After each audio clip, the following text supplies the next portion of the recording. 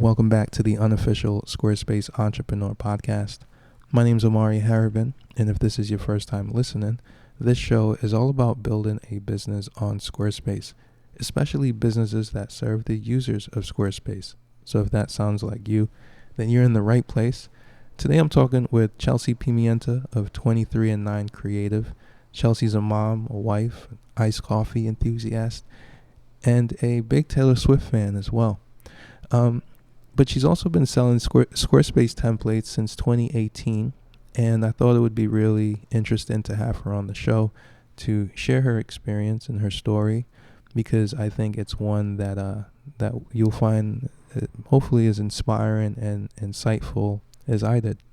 Thanks so much for having me. I'm so excited to get to talk to you. So a lot of our listeners are always curious about the world of Squarespace templates.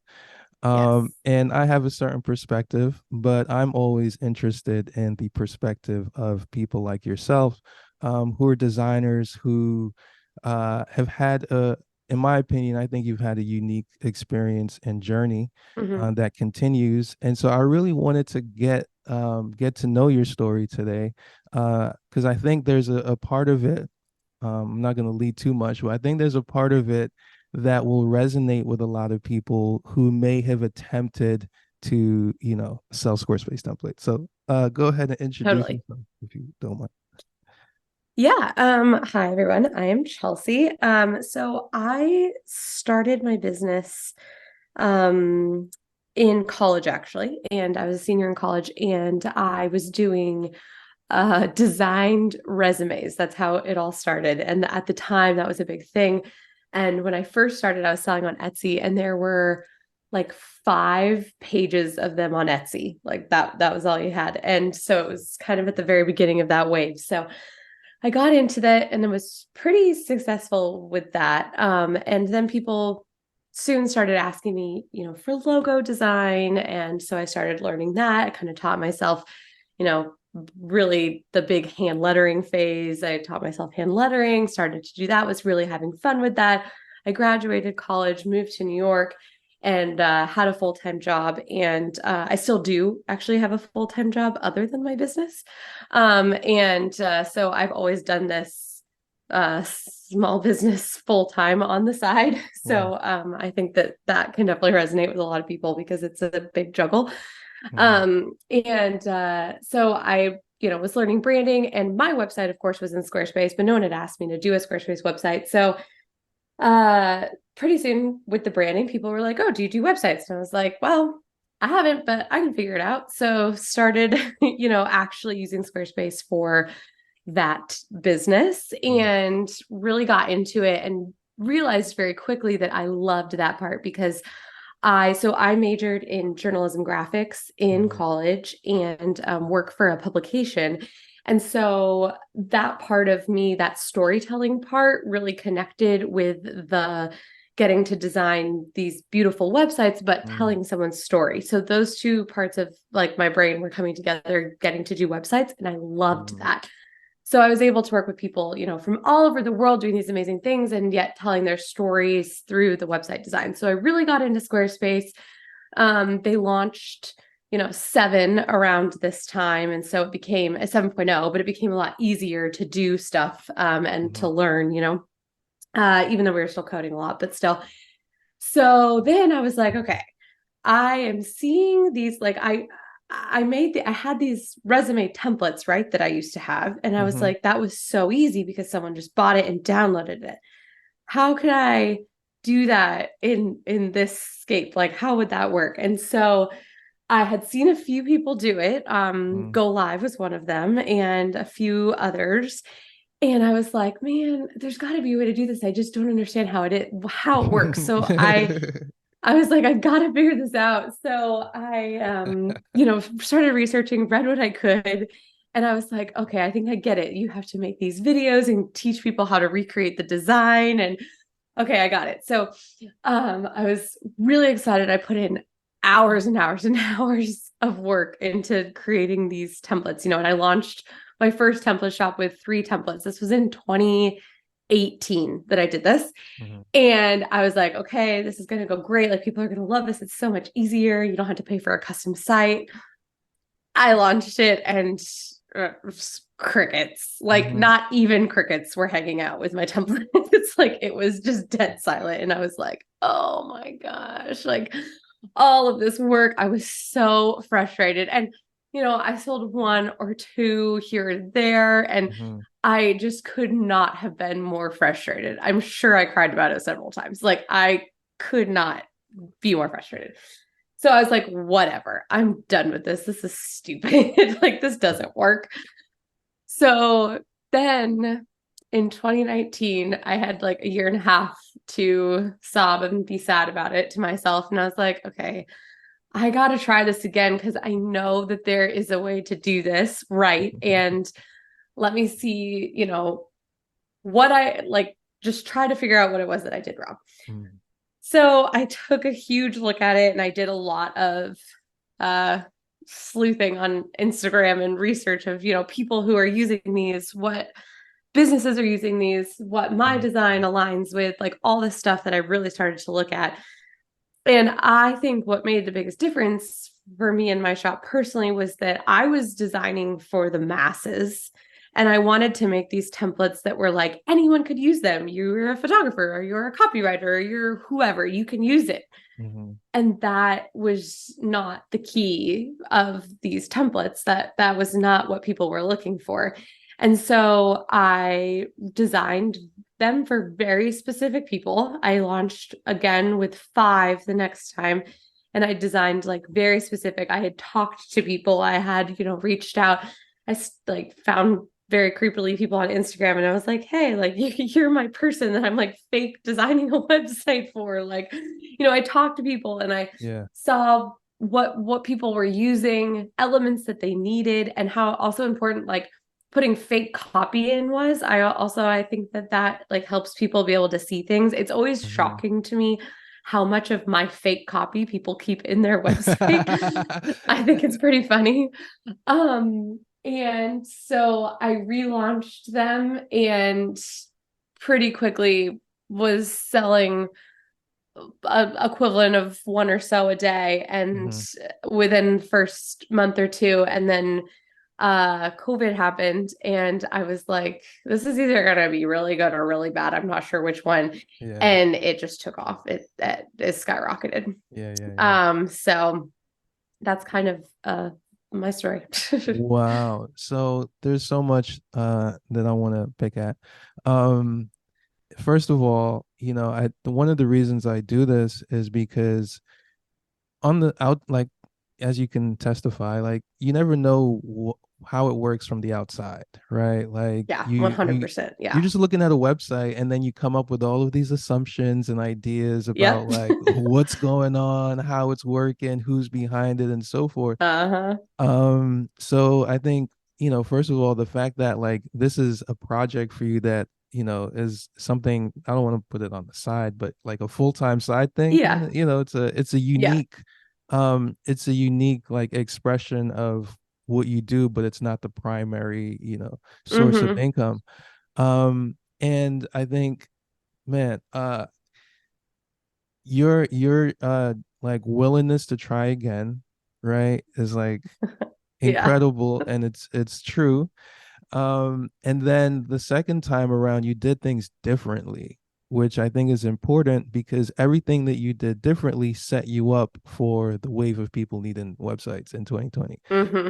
Yeah, um exactly. and this is something that I've experienced and come to terms with, that you cannot escape talking to people who Yeah, you're going to totally. sell the thing to. Like it's like you can't escape it.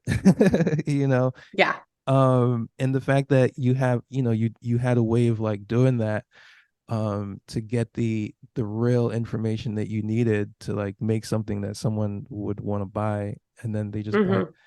Mm-hmm. um and I can testify to that. Yeah. What would you say was like the biggest like shift for you from, let's say 2018 to 2019, where you're like, all right, I'll try this again?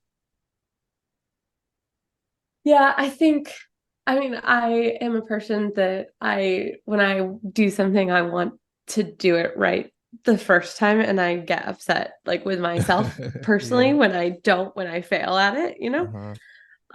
And so I think it was a lot of my ego was just like really hurt by, because I had done really well so far, and then Mm-hmm. this happened, and I was just had something totally different happening in my brain, and that's not what happened. Mm. And so I just needed a second though to recoup in my mind that build my confidence back up that, I can do this. People do still pay me to do this. There's something there. And I just knew, I mean, I'd seen a few more people start to do it, and I just knew that this was something that was going to become big. And Mm-hmm. I wanted to be at the beginning of it. I mean, I wasn't at the very beginning, but I wanted to be towards the beginning of this wave. Mm-hmm.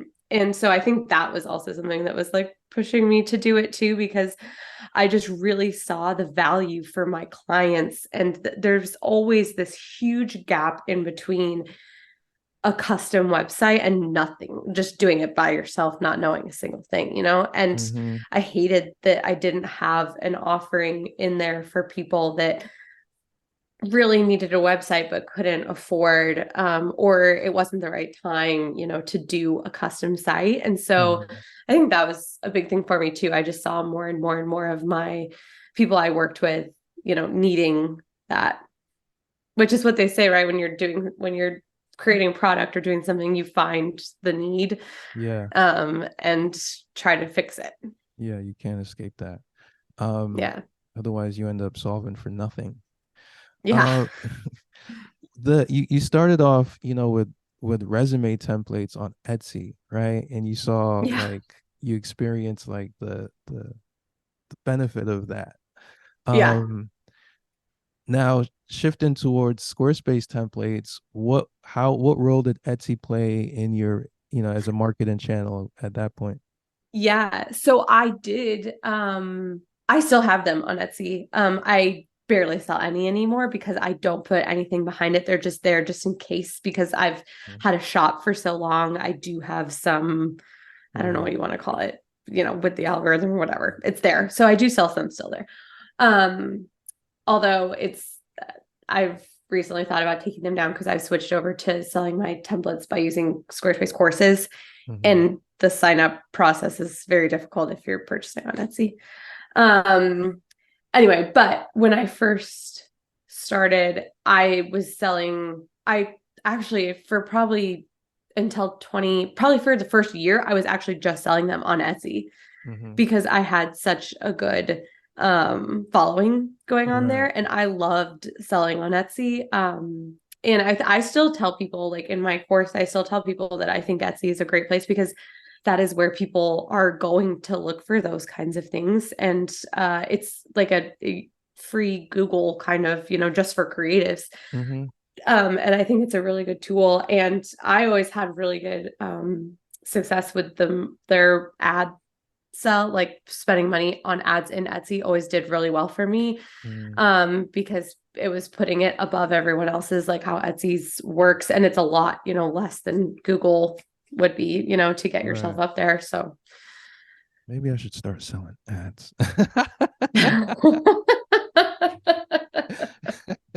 yeah. Yeah, if um, I never put that much behind it, but if I did, I would see an uptick for sure. I'm laughing at like the obviousness of what I just said. Yeah. Um, cool. So I think we're now going into season, let's see, 1, 2, 3, maybe season 3 of Squarespace templates. So like season 1, in Yeah. my opinion, would be like from 2015 to 20 uh 18, 19, Yeah. those nascent years of just like is Figuring this everyone really a figuring it thing? out. Yeah, like is this Yeah. really like are people really doing this? Can you really do this? Yeah.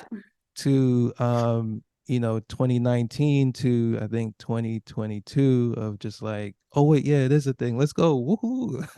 Yeah. um but then it's also not guaranteed, right? Like a lot of Totally. people start, and then if it doesn't materialize whatever they expected in a short period of time, then they just Mm-hmm. move on to something else. Mm-hmm.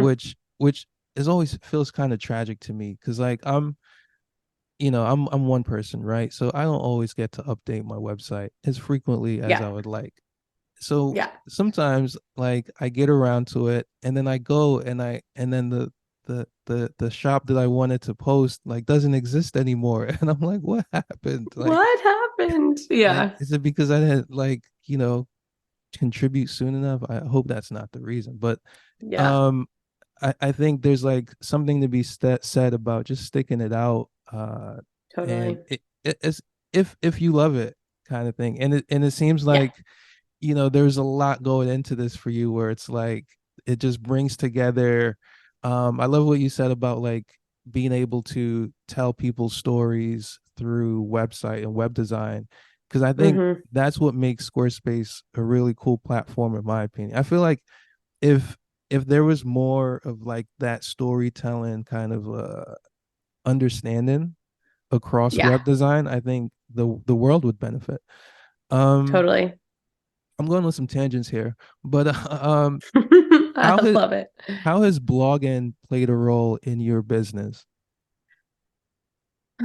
Such a love-hate relationship with blogs. It's really, it has always been a struggle for me. I don't consider myself a writer. Hmm. And the beginning, I was like, oh, I like have to blog all the time. And I had set all these rules for myself, had to do this, that, whatever. And then I got more lax about it over time. And I definitely see numbers when you do this, you can't get around that. It's Yeah. for sure something that I should be doing a lot more of. I get really stuck on I know all of these things and I love to tell people all these things and I'll get on stories and talk about all these things. And then I'm like, oh, I'll write a blog. And then I sit in front of the computer and I don't know Yeah. anything about Squarespace. I all of a sudden forgot it all. So yeah, that's my relationship with it. Yeah, that's interesting. I don't all right. There's a time where I didn't consider myself a writer as well, and it's like, oh, but you got to do this, and it's like, oh, this is the Yep. thing you got to do. So I did it, Mm-hmm. and then I got lax, like you said, and then I hired it out, and then I was like, but now today, literally before, like 20 minutes before this call, I was like, you know what? I'm gonna start blogging, but I'm not gonna blog the way we've been blogging for 10 years. I'm gonna blog how we Mm, were blogging the 10 years before that, when it was just okay. like how we use social media today, I was gonna say like MySpace. live journal. I'm gonna take it back to live Okay. journal, where it's just Okay. like, here's what's going on today in a very plain way, where I think we've taken for granted just the practice of just logging something. Because over Yeah. time there's always a story that develops and gets told, and that's what we all pull up a seat to like experience, Mm-hmm. For is sure. are those stories. And I realized for myself, okay, this is a very simple medium. It doesn't have to be SEO optim. Like if you remove SEO from blogging, and then it just becomes like such a Yeah, liberating just experience. a thing. Yeah, exactly. I think once you like insert keywords, it's no longer, and it loses some of that like organic Yeah. feel, unless you're a recipe blogger. Then you then you can somehow Yeah, like 100%. Then all of a sudden, yeah. you got a story, all the ads, all of the SEO, plus the recipe card. It's incredible. Yep. Um, so you talk about paying for ads on Etsy, which I've never done that because I'm not on Etsy like that. Yeah. Um, what other channels have you found like useful for yourself? So to be honest, I have actually not, other than what I talked about with Etsy, Yeah. maybe once or twice I've done like maybe a few sales, handful of times on other platforms. I've paid for stuff, but I don't pay for ads like Okay. monthly or regularly ever. I do Pinterest and Instagram, and Mhm. I find most of my sales come from in the Instagram, Pinterest, and Google is where Mhm. people say they find me. Right. So those are my like three big things. And if I had to focus on one, it would probably be Instagram because I do get a lot of business from there. What percentage of your customers would you say are other designers versus like the direct end user kind of thing? Yeah, that's a good question. I think it's actually mainly, I think it's probably maybe like 30% other designers, Mm-hmm. and the other is all the people who are actually doing it themselves. Right.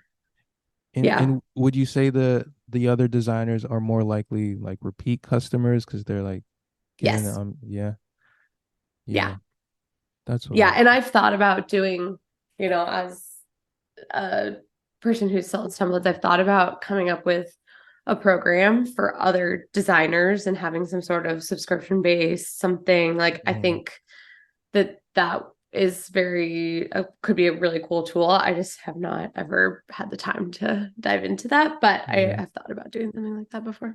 yeah, It's an interesting path. yeah, we'd have to talk to people about it. Yeah. um so Exactly. what does like the future look like for you in just digital products? Because you have the template factory, right? So that's a course. Mm-hmm. um Mm-hmm. how did that come about, and is there anything that comes after that, like does that turn into Yeah. a machine? I don't know, like I don't know what a factory turns into, but Yeah. Um, okay, so the Tempo Factory came about because there was no, and I do have to say I could be wrong, but I'm 90% certain that I was the first course out there on how to create a Squarespace like actual template mm, situation for yourself. uh-huh. There were other things out there about creating templates, but it did not walk through what I go through from like start to end. And I do have to say, I am in the middle of updating it because things have changed so much in Squarespace world. Mm-hmm. And so when I first started it though, and it's been updated since then, but when I first launched it, it was, we weren't even in 7.1 yet. So there were a lot of things that were very different and you had to do a lot. There was a lot more manual stuff that you like needed to figure out. Mm-hmm. But there was, again, I was just feeling a gap. There was no course out there. And people would ask me, like, how did you figure out how to do this? Like, could I pick your brain about it? And I was like, oh, maybe I should make a course about this. Mm-hmm. And I love teaching and I love talking to people. And so I was like, yeah, why not try? And I was very surprised at the amount of people that signed up and have over time taken the course. For a while, I did try to do a community. Mm-hmm. It was called the Template Team, and I did it with Circle .so I think. Yep. And yeah, and I loved Circle. I thought that is such a cool platform. I really Mm-hmm. love it. It's just if anyone's ever, you have a community, right? But if Mm-hmm. anyone has ever done a community, it can be difficult to like get engagement and people to interact with it, which is funny because you're like, oh, you're signing up for this thing, but you don't want to engage with it. Mm-hmm. Um, and so I found I had a really hard time. I had like guest speakers and I had all this stuff going, and I had a really hard time getting actual engagement. So that kind of tapered off. I was a little sad about that, but just Mm-hmm. was not what people needed. And I got that. It was fine.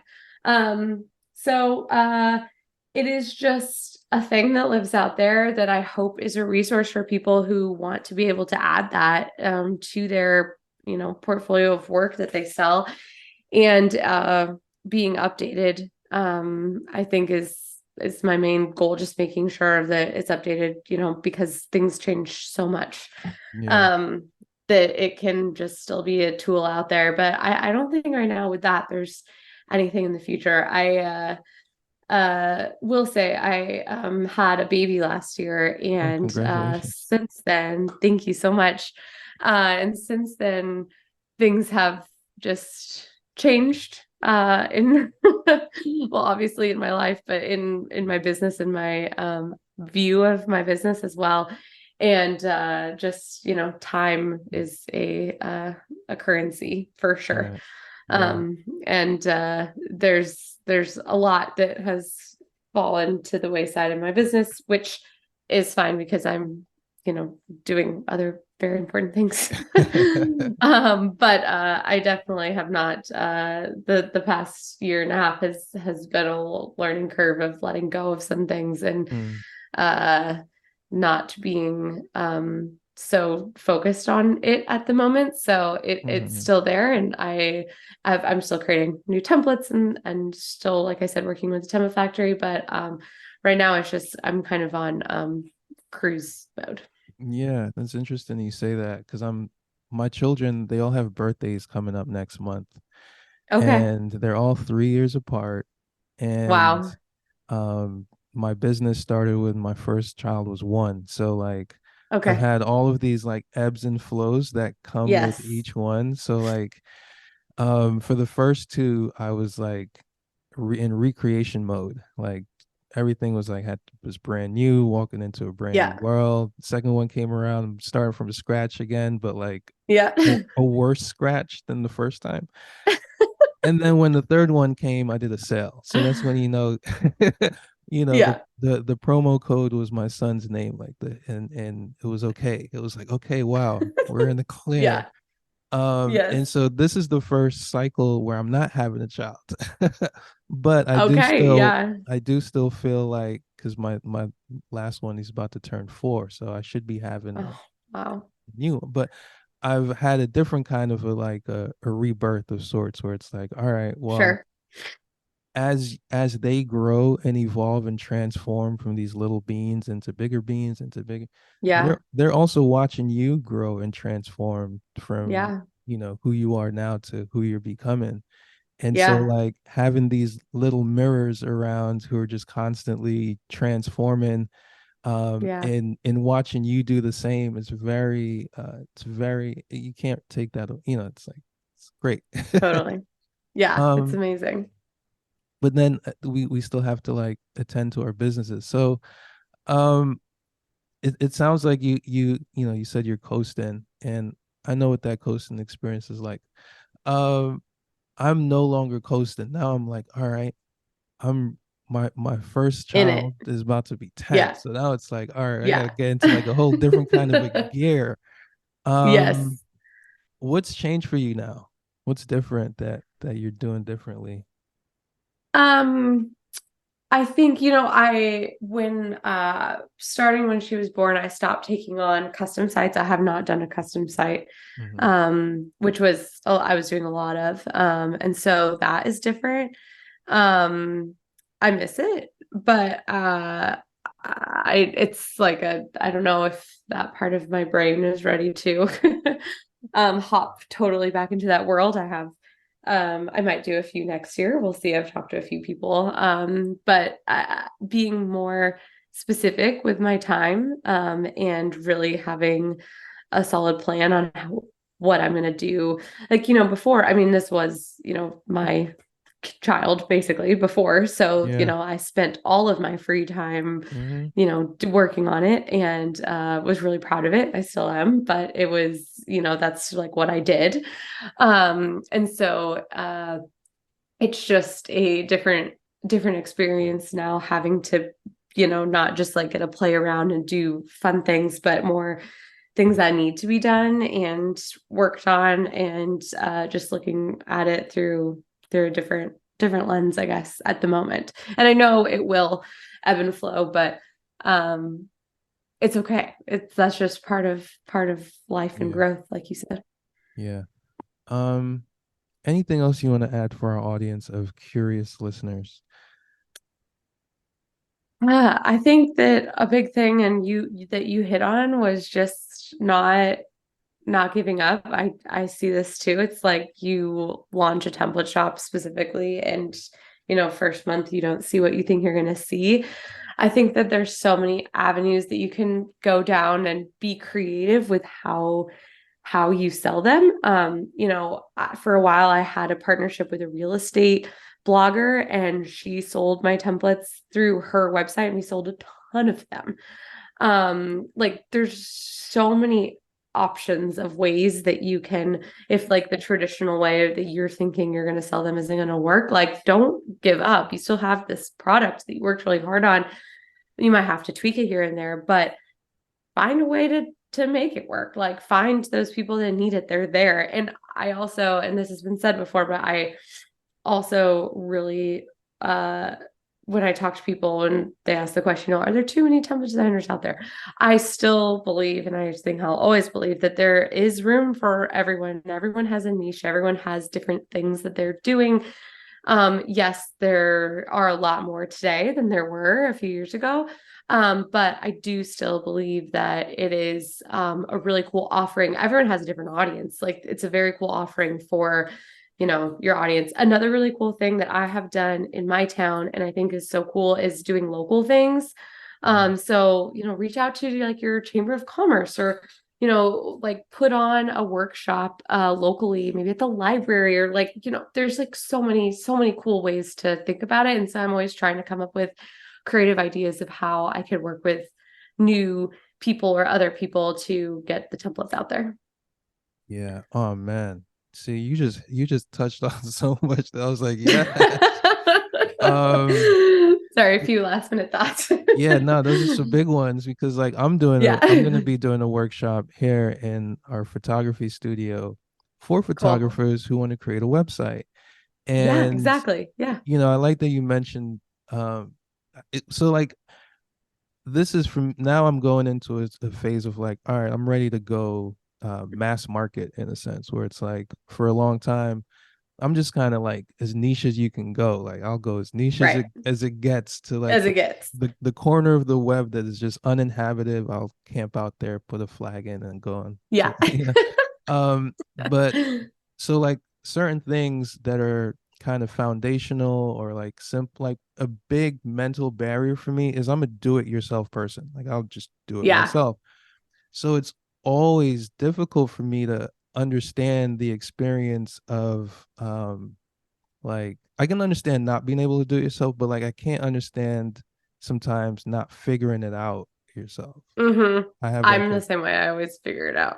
yeah, so it's taken me a long time to be able to empathize with that because now it's like, well, Amari, there's a ton of stuff that you didn't, like you just did a really long, super long DIY that you could have Version. probably Yeah. condensed a little bit. But like even when I started selling when I started exploring the idea of like Squarespace web design, it was like people would pay to do something that you can do yourself, Yeah. something that I know. you're supposed to do yourself, not just like you can, like Yeah. something It's that's created to it's do built for yourself. you to Yeah. do yourself. Like someone's gonna pay me for this. It felt like some kind of deceitful. It was just like I Yeah. don't know if I'm doing the right thing. Anyway, obviously Yeah. got over that a long time ago, but the very first thing that I needed was a, portfolio website for myself. And so now I'm like, all right, well, if I can cater to the needs of, the 26-year-old creative, Yeah. who was an engineer in the day and the creative on the side and would have benefited from the things that I now take for granted is like just do it yourself, man. Like Yeah. now I feel good about serving that person who's like really really just beginning because like I can really empathize with my just beginning. Yeah. Um Totally.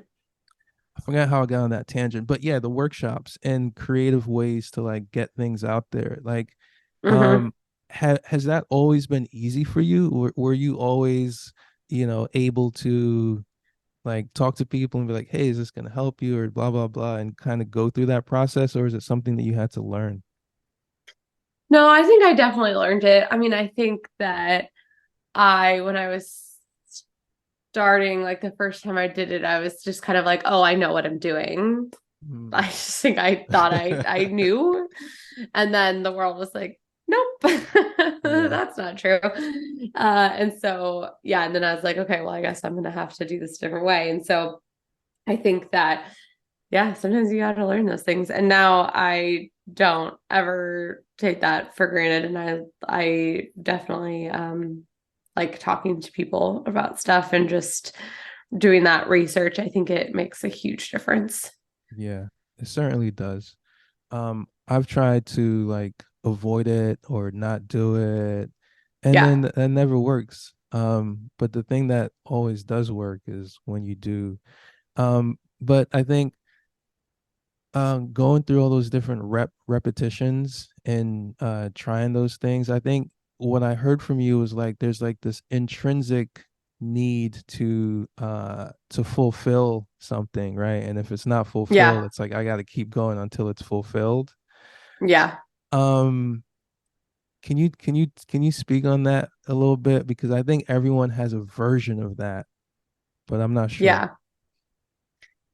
Yeah. I this is something that's funny you said that. This is something that my my husband always asks me about my business. He's like where did this like come from? Like he loves he admires it so much, but he's like always like where did it come from? Like what made you want to, you know, be successful and still like, like care about it because it's not my full-time job and Hmm. yet I feel this I don't know, need inside of me that I want to do this. And it could be like I could totally step away from my job and this could be my full-time job, Hmm. but I've created that.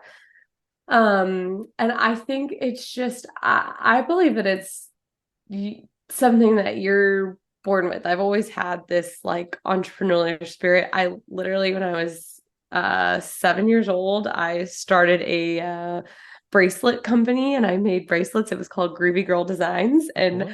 I made bracelets and Isn't sold that one of them your at, template names? yes, it was. And it Yeah. was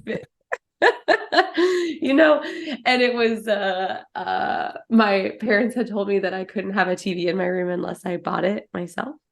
And I was like, okay, cool, I'll do that. And so I started this business and then I sold the beads the bracelets at parades and I sold them to a store like in town. Like I did all this stuff. And I was like, okay, I made the money. I could buy the TV now. And I think they were like, oh shoot. And then I bought one of those, do you remember the Zenith, the see-through TVs that Uh-huh. were like, yeah. So I bought one of those. So I think ever since then, that There has you just go. been part of me. Yeah, that's it. The groovy girl story. That's what I was trying to get to. Exactly. Yeah, that's the story. I ever since then have been entrepreneuring. Wow. Yeah, I think it's funny, and I think those kind of experiences are really important um whenever they happen, but to like, tap into them, and they always give you something to like go back to when you need them. It's like Yeah. anytime you run into a scenario where it's like, okay, oh yeah, I have that in me. This is Yeah, something this is something that exactly. I've done at a very before I knew what I was doing kind of thing. Uh-huh. Uh-huh. Yeah, that's really cool. Chelsea, it's been really cool talking to you. Yes, thank you so 23and9 much. creative.com. Do check out the Template Factory. I've been telling people to check it out for as long as I've known about Yeah, it. So thank you. I so appreciate it. and yeah, I'll see you guys on the next episode. Thanks.